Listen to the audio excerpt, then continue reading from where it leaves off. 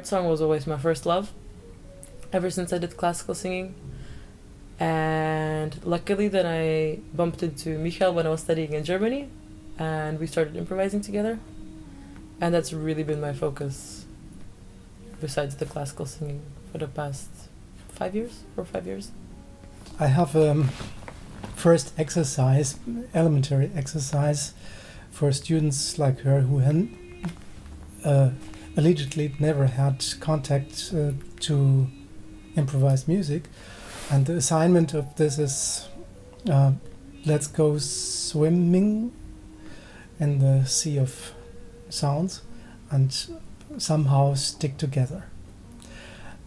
And this was quite sensational, because Bella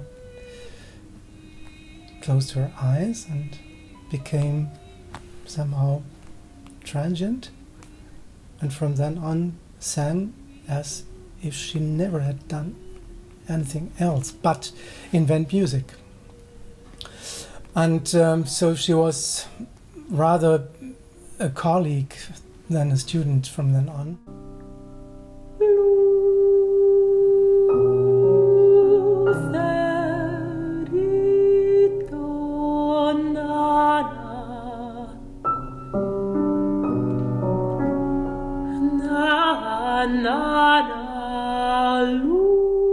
When you closely look at something with the idea of it could become something else, take a seed. So this is the most obvious. You have a seed and it doesn't look like something, and it's unspectacular and poor even, yeah? But can become a big oak tree, which is a quality that improvisers give to things, in my opinion, mainly to establish the condition of growth. That growth can take place, and this is to me the title of blooming.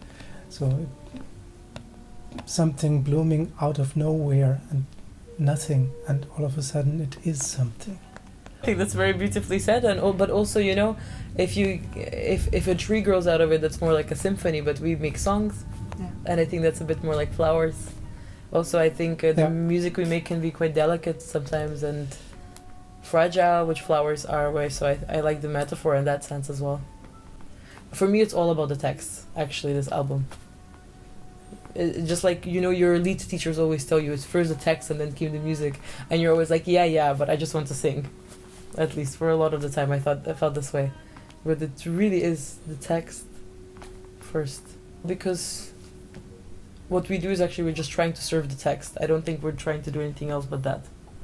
We try to understand what it is that we want to say with this text, or what does it say. Very often I understand the text first time when I play it with Michael or sing it with Michael properly. That may be another phenomenon of blooming. So I'm thinking mainly about the Mary Howe text. It's a text reduced to the material appearance of life, you would say, and you would think. And from the first moment on, shining a light through all that of spiritual reality.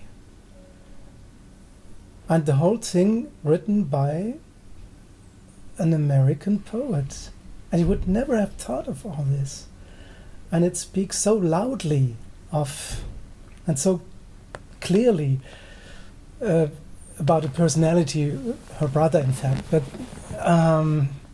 this is really sensational and striking, and every time it happens again and happens again and happens again. You can't count on it. This one actually I think is the one that has the most success rate, I think, of all the texts that we ever work with, I think. But I think we're both very strongly connected to that one. Parking, slamming the car door, shut in the cold, what do you call that yearning? Yeah, the Eichendorff also I wanted to mention. That's just the first stanza of a much longer poem, which is called Morning Song. And that, to me, I always love this text, because I read it for the first time one morning when I finally, after some sort of a more depressed period, I think I read it and it was light. And it really, that's what it speaks to me about. After all this darkness, all this, everything goes away and you can smell the morning air. And I really love that text. I think to me it shines hope, which was really important also to have on the album.